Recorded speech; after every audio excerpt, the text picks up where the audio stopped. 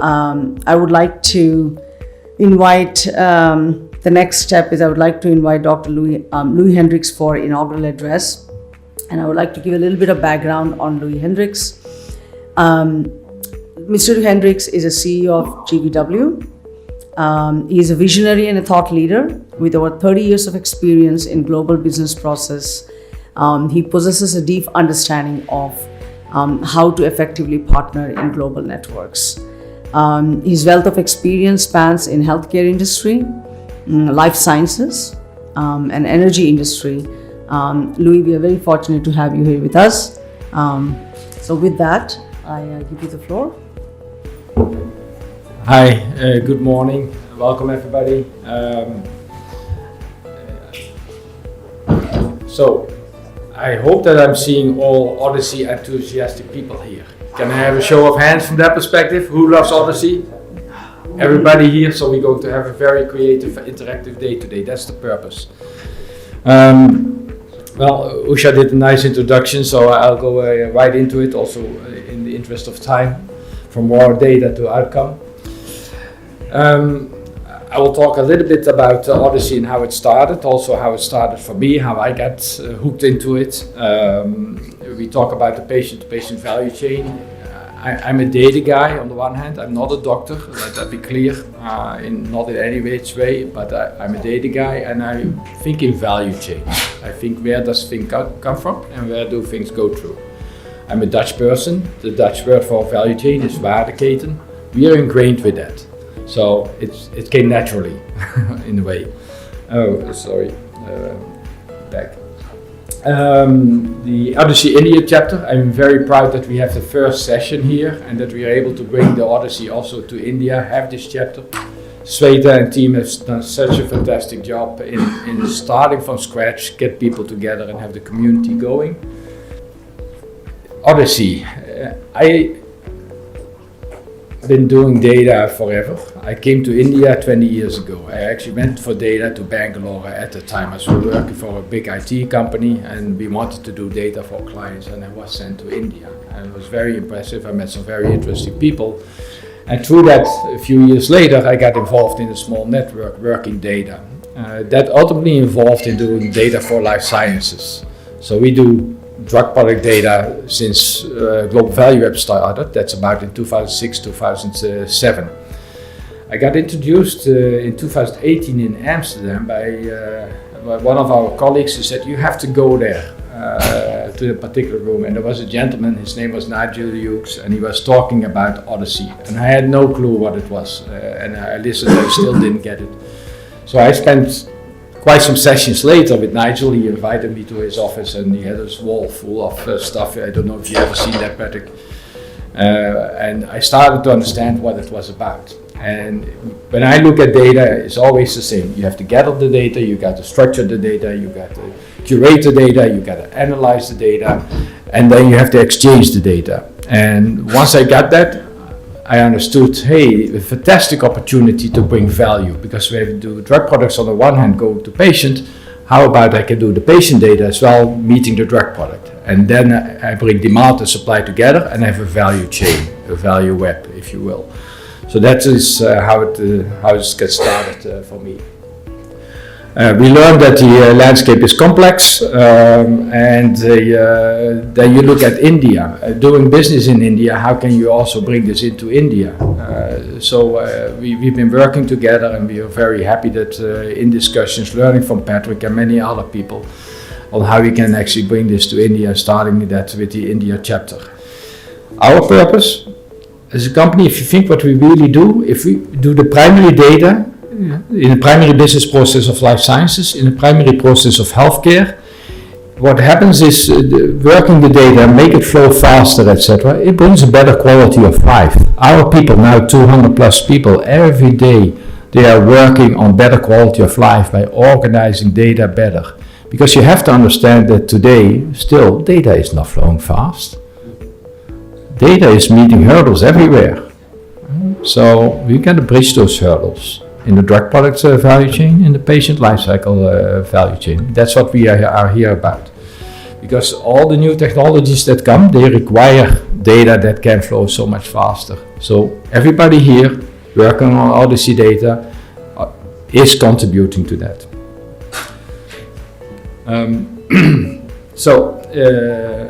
We as a mission, we want to enable the transition, always focus on the customer needs. We work for our clients with their customers in mind.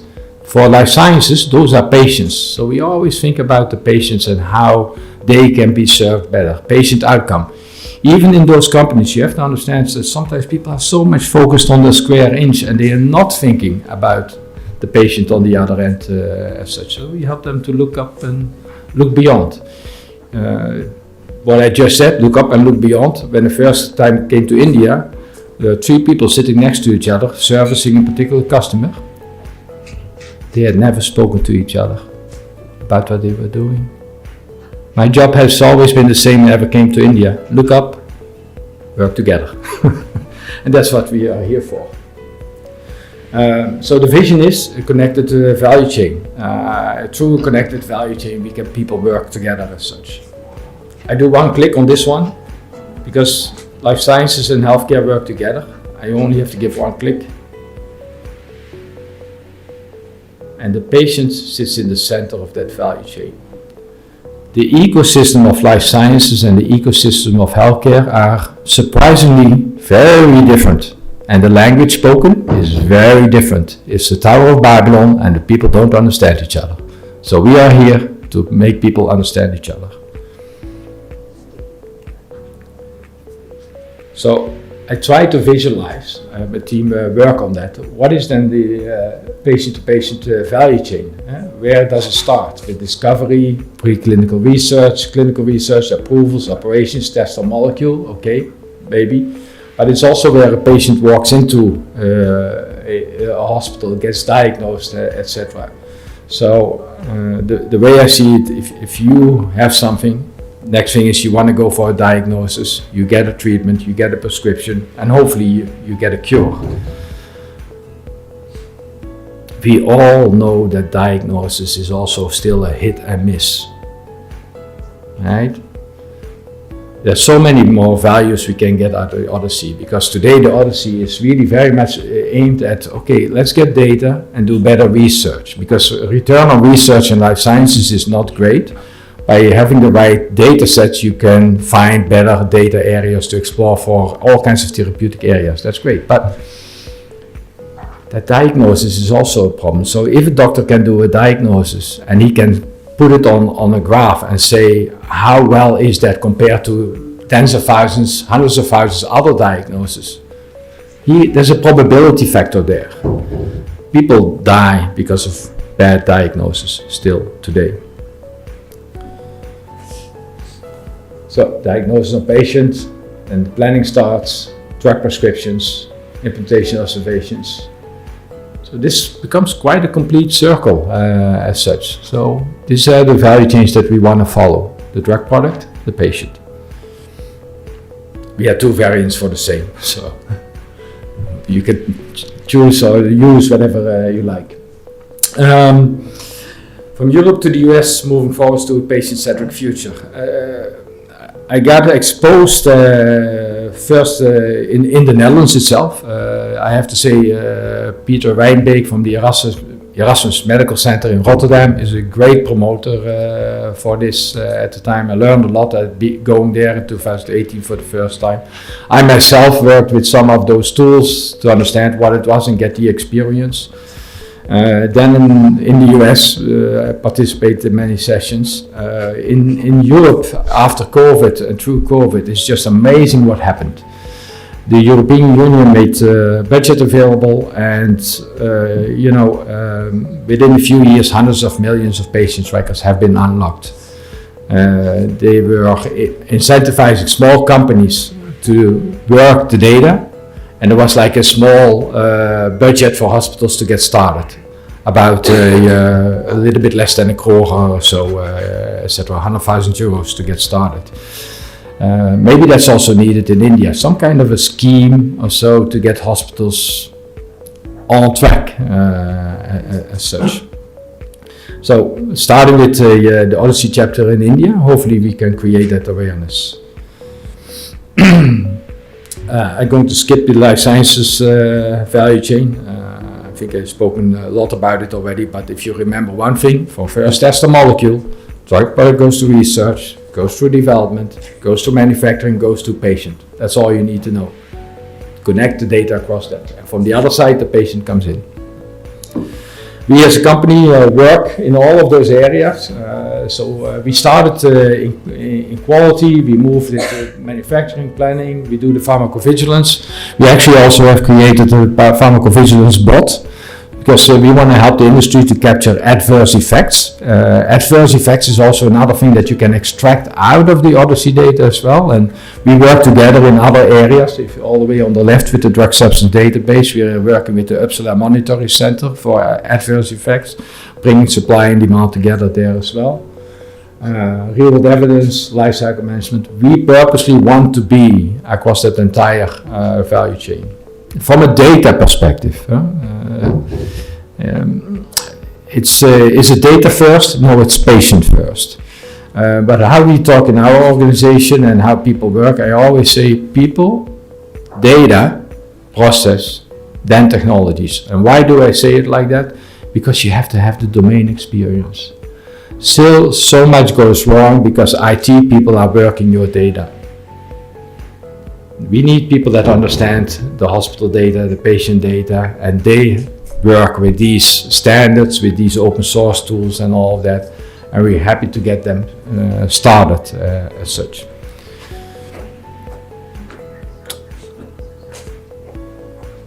So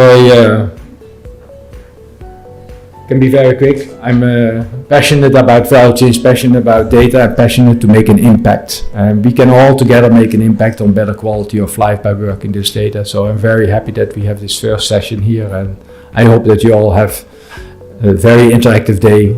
Talk with our colleagues and have that interaction. OHDSI and GVW, we're just one of the sponsors together with JSSR and Janssen. We got it started here. So I spoke about this story already, the OHDSI India chapter. So amongst the many other chapters that are there now, and we also collaborate with those other chapters, of course. It's a global effort. Patrick will also talk more about it, but we talk about thousands of researchers. I spoke about this, but it's really more than that. It's get the data organized, curate, analyze, and exchange.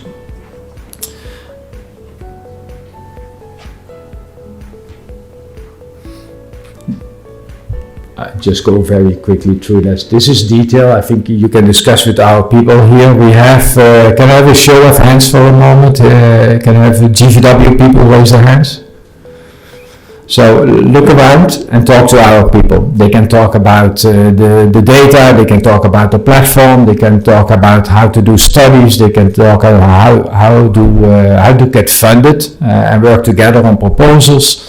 Anything is possible from that perspective. We're here to interact and here to make things move.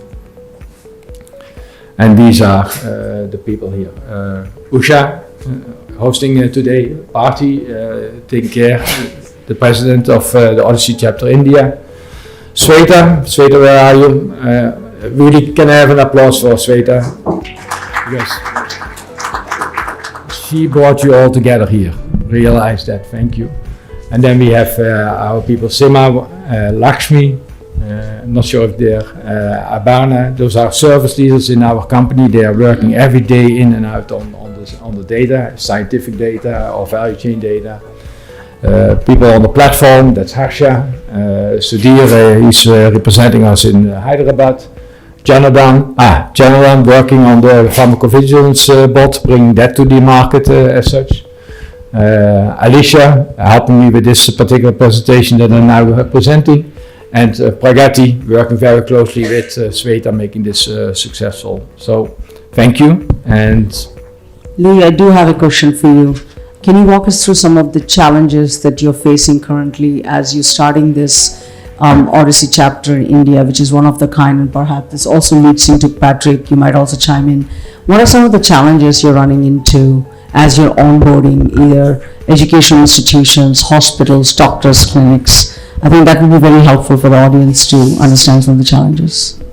So I think at this point in time, awareness that this is even possible.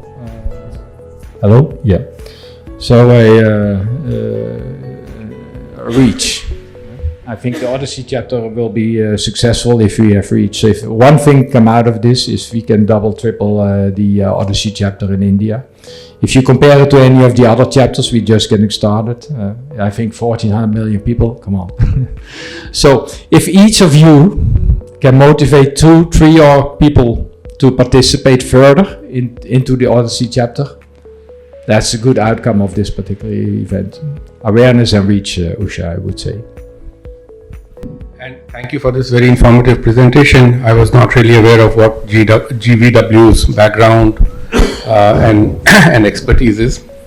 I learned a great deal. One question that I have is that, by the way, the team that I lead, Mimamsa AI, is doing pretty much the same things. We have almost the same mission.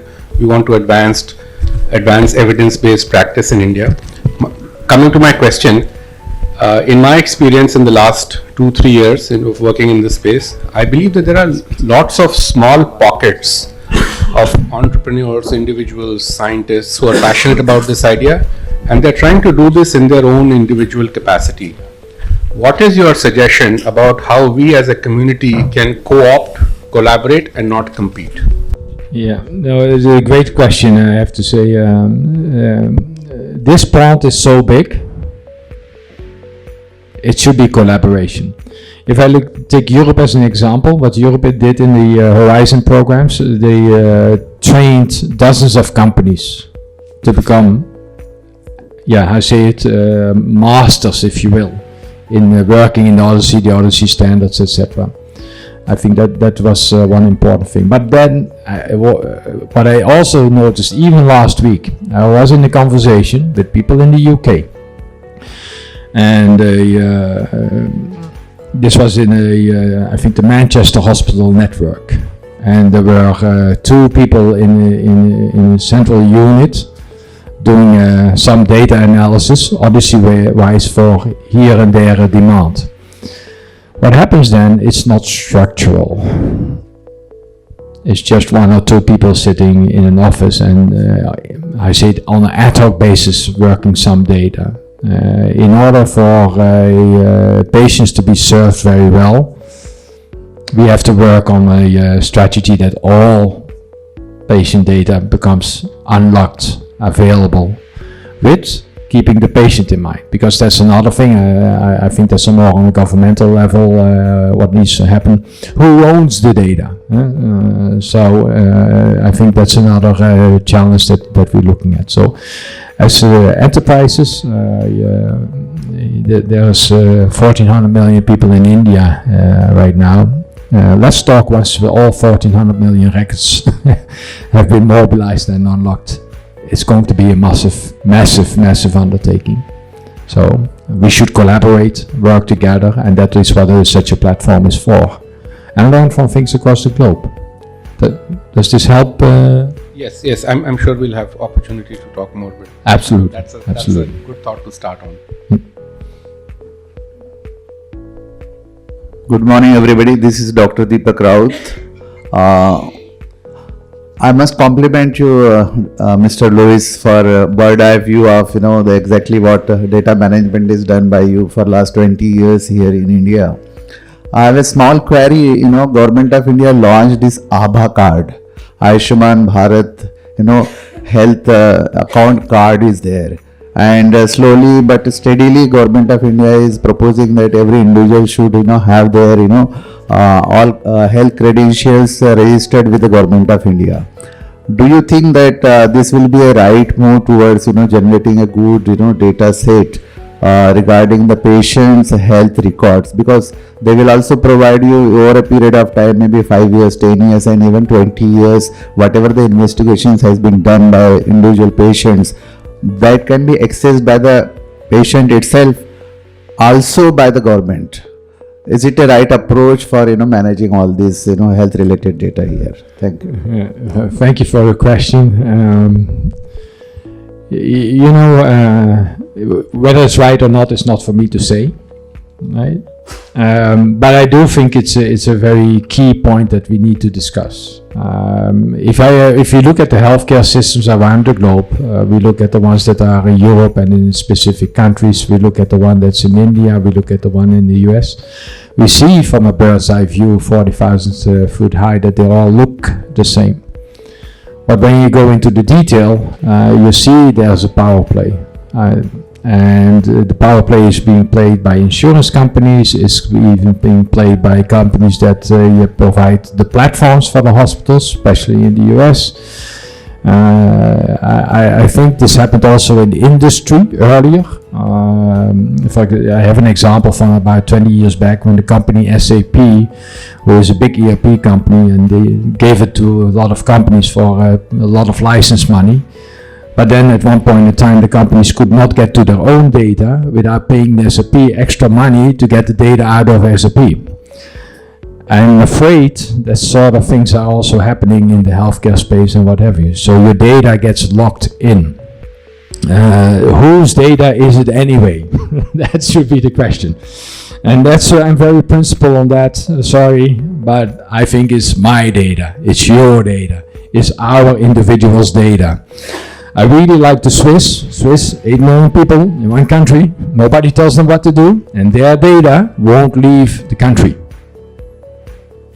I think that's maybe a good starting point. I think this particular discussion will go on for quite some time. I think today we also have a discussion about digital health spaces and what's happening in Europe. I find that very interesting. But how to truly implement that takes time. But you cannot wait. Digitization moves much faster, and the faster we can work, the faster that patients can have access to their data and have benefit from it. It will influence the discussion, hopefully for the better. I hope this. Thank you.